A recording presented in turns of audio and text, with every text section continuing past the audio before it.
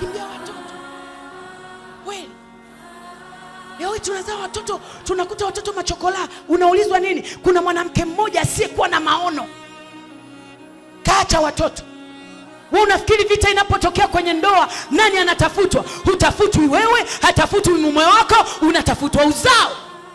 Kwa sababu watoto tunaozaa ni ukuhani wa kifalme, watu wa milki ya Mungu, taifa takatifu la Bwana, lipate kuzitangaza habari njema za Bwana. Shetani akiangalia mtoto aliyetoka kwenye hili tumbo, ni hatari sana katika kambi yangu. Anachokifanya, haendi kwa mtoto, anaenda kwa mama, anaenda kwa baba, anachanganya vichwa. Unawindwa uzao wa tumbo la mwanamke.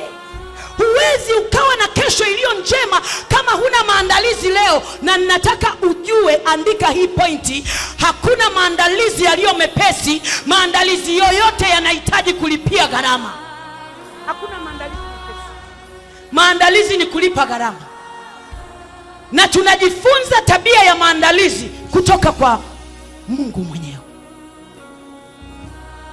Kwa Mungu mwenyewe. Huwezi ukawa unakaa kienyeji, kila kitu unataka wewe ufanyiwe. Maandalizi ni lazima, na ni lazima uyafanye mwenyewe.